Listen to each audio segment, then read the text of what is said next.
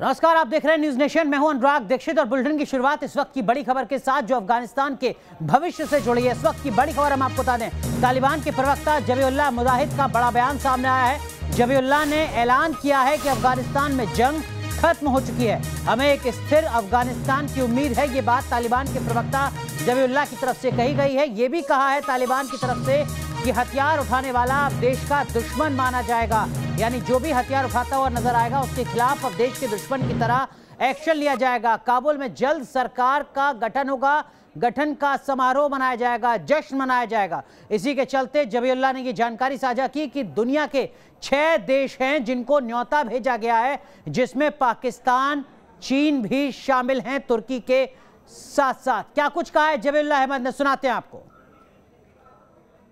اول خو د پنځیر په مورید موږ معلومات ورکړ چې موږ هڅه وکړه په نهایت First of all, about Panjshir, that we gave our information. We tried our best to resolve the issue peacefully, but we weren't able to step up such way.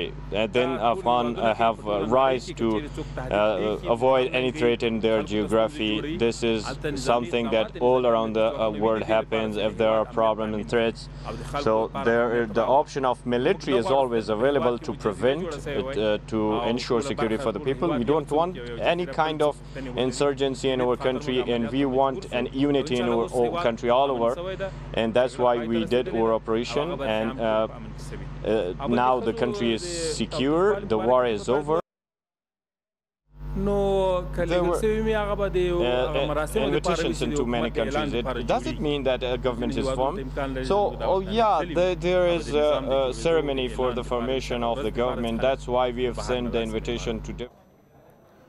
तो देखिए, तालिबान की तरफ से जो दावा किया जा रहा है, जो सच्चाई बताने की कोशिश की जा रही है, वो हमने आपको बताया, लेकिन पंजशीर को लेकर सवाल अभी भी कई खड़े हो रहे हैं।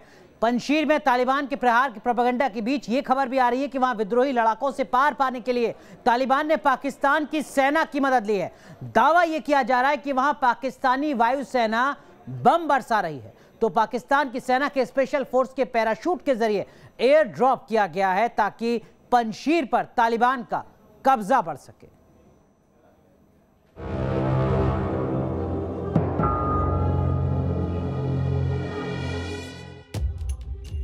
पंजशीर में लहराता तालिबानी झंडा और गवर्नर हाउस के बाहर तैनात तालिबानी लड़ाके, ये वो तस्वीरें हैं जिनके जरिए तालिबान ने अफगानिस्तान में विद्रोह के गढ़ पंजशीर घाटी पर पूरी तरह से कब्जा करने का दावा किया है। बताया जा रहा है कि तालिबानी आतंकियों ने कई दिनों की मोर्चाबंदी के बाद पंजशीर में विद्रोहियों का जोरदार हमला बोला और उसे ध्वस्त कर दिया।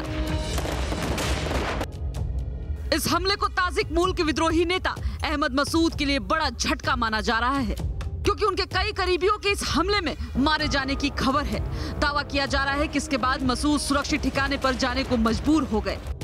उन्होंने ट्वीट कर तालिबान का साथ देने के लिए पाकिस्तान पर संगीन आरोप लगाए। उन्होंने लिखा, तालिबान हमारे साथ जंग नहीं लड़ रहा है, बल्कि ये पाकिस्तानी सेना और ISI है जो उनका नेतृत्व कर रही है। तालिबान इतना मजबूत नहीं है कि वो हमारा मुकाबला कर सके, लेकिन पाकिस्तानी सेना उनकी मदद कर रही है।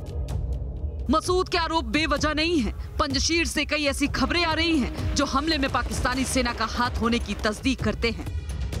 बताया जा रहा है कि पंजशीर में रेसिडेंट फोर्स के ठिकानों पर पाकिस्तानी पायलट्स ने ताबड़तोड़ हवाई हमले किए हैं। इसके अलावा उसने तालिबान विरोधियों से लड़ने के लिए पाक सेना के स्पेशल फोर्स को पैराशूट के सहारे एयर ड्रॉप भी किया है। जबकि पंजशीर में अफगानिस्तान के पूर्व उपराष्ट्रपति अमरुल्लाह सालेह जिस घर में ठहरे थे, उसे हेलीकॉप्टर से टारगेट किया गया।